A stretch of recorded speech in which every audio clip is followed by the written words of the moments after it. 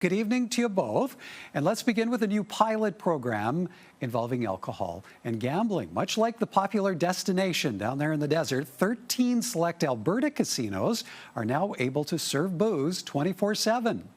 As long as people are responsible, I don't see a problem with it. I don't drink myself, but I think it would be convenient for the players that come early in the morning.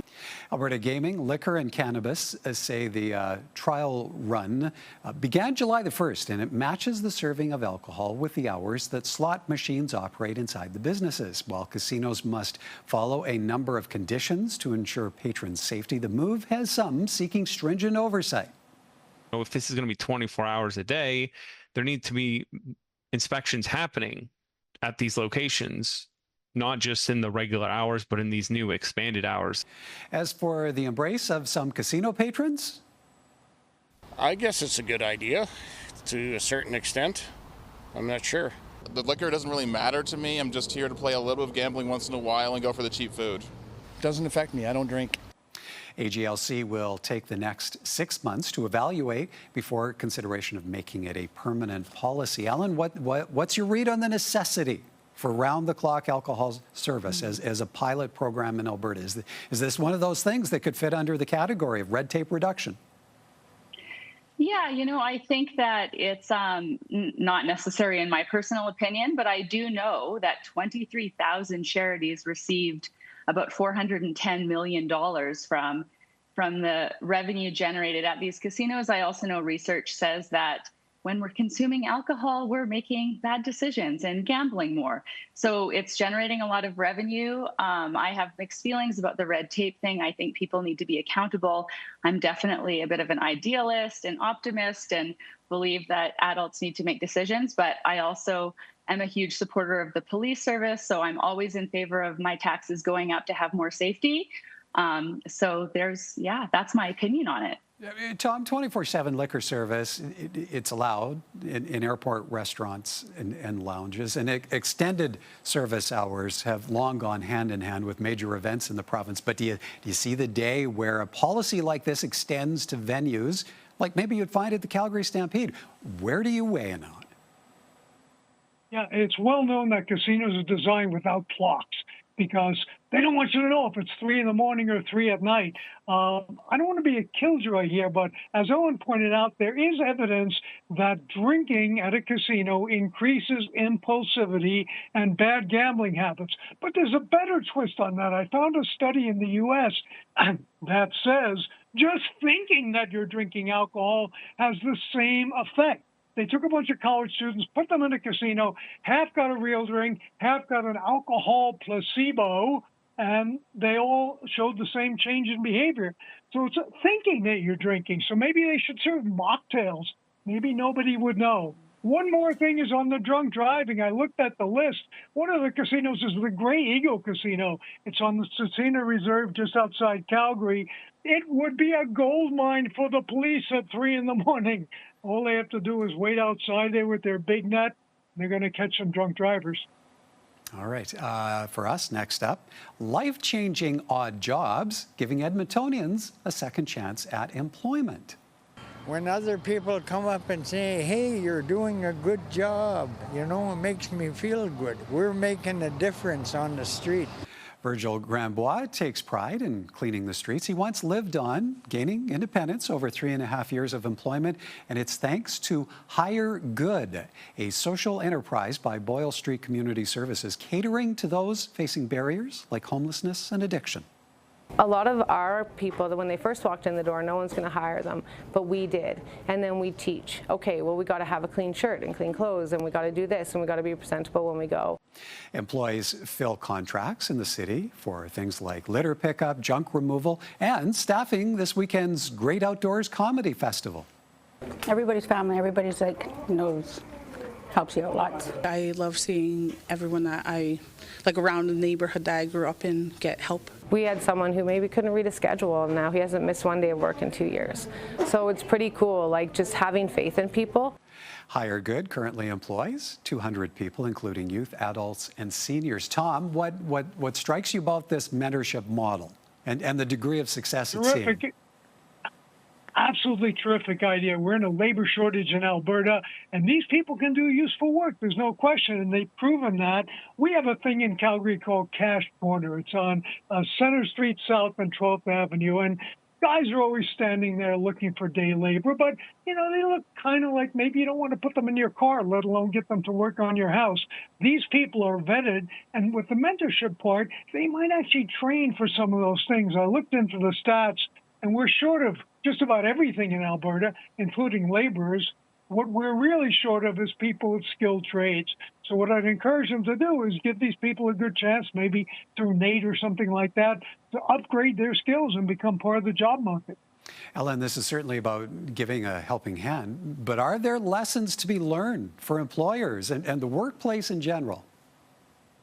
Yeah, absolutely. I think mentorship is so critical, and I see it in many organizations that I work with. For example, the Brenda Strafford Foundation Heart Home Network launched a mentorship program for their residents and also for their employees. And it just shows how it increases morale. You become so much more productive. It's such a win-win.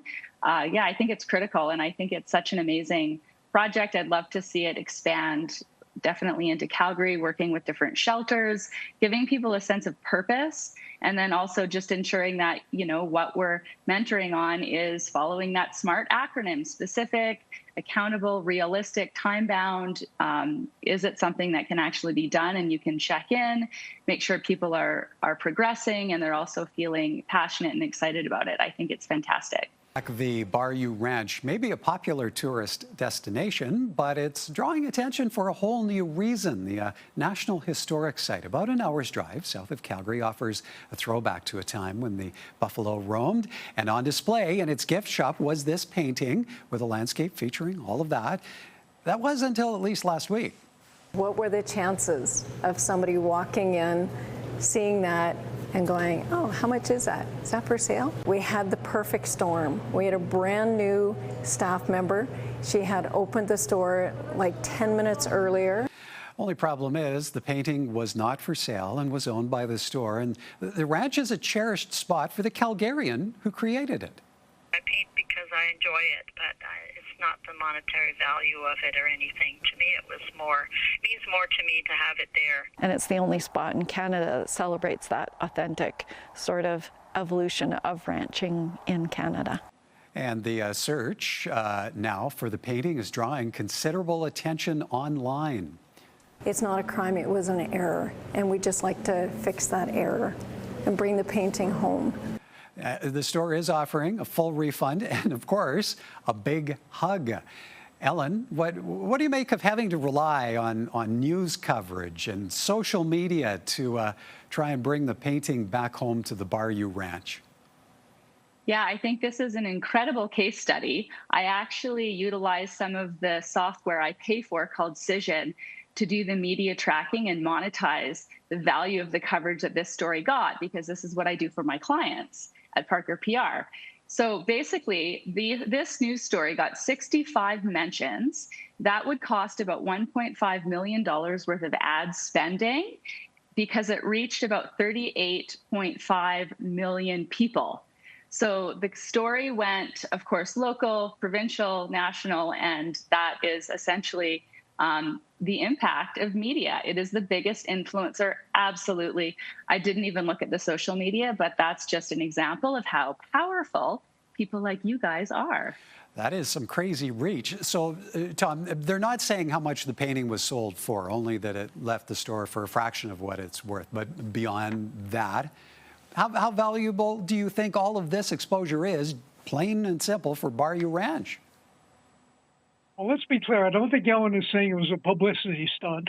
But, you know, there's something fishy here. How did the employee who sold it know what the price was? Did they just pick it up? And, you know, you couldn't really sell this thing. Now that it's gotten all that exposure, you certainly couldn't put it into the Levis art auction and have it go in with all the other paintings. I am reminded of the Chateau Laurier that lost the Roaring Lion, the portrait of Winston Churchill, and it showed up in Italy, I think, and they got it back. So, you know, definitely social media is the way to go. If they do get it back, just as they did at the Chateau Laurier, use some better hardware to affix that thing to a wall. Yeah, get out the driver and some screws. Okay, for us, one more topic, and it's a rather unique anniversary. Alberta is celebrating 75 years of being rat-free, all thanks to creation of the province's rat patrol at the eastern border and legislation way back in 1950 declaring the vermin a pest. Every Albertan is required to control them if they have them on their property. It's great to be part of a program that people are so proud of. Decades of effort mean many Albertans have never actually seen a rat. No, I can't say I have. I haven't seen any. I have not. Unless, of course, if you're paying attention during the Stanley Cup playoffs, but that's a whole different kind of rat control. Just goes to show you how fascinated people are with the fact that we do not have rats. I should mention it's also illegal to own a pet rat under that long-standing provincial act. Tom, what do you make of Alberta being able to claim 3/4 of a century of rat-free status and the fact that we have an actual rat patrol? This hits home because years ago I moved here from New York City where there's rats all over the place, certainly in the subway, the famous pizza rat that dragged the pizza through the subway. And my then girlfriend and I were so taken with Alberta having the rat patrol and these guys who were on horseback going around, looking for rats. And there's Pizza Rat. That we proposed to the National Film Board a documentary on the Rat Patrol. It never got made, but that's how stunning it was to us that there could be a place that's rat-free. Ellen, do you think you could spot a rat if you saw one? And how would you respond? Yeah. Well, I also lived in New York City, and I've seen some. And I have a friend in California who's a scientist and an inventor, and he actually invented a way to capture rats. And we had a chat, and he doesn't believe us. He thinks that there may be a rat here. Definitely, we need to be mindful of that. But the patrol started in 1950, and I'm really proud that we have that because we care about our economy and our agriculture and our infrastructure. And I also learned that rats have a brain of like a 17-year-old and their teeth never stop growing. So I hope I never run into a rat also is my answer. Well, I can admit a 17-year-old who thinks like a rat. Wow, that's a stunning factoid there. It is true that there are rat reports, and there was one down by the CP rail tracks because, of course, they travel on the trains. And unfortunately, it turned out to be a kitten, and it did not end well for the kitten. Ooh. Well, I can admit I have seen rats, and I've gone out and done stories with the Rat Patrol many years ago. But it was very interesting indeed, and they have a tricky job. We've left ourselves with enough time. Let's say about 30 seconds each for a winner or a loser. Ellen, who's on top of your list?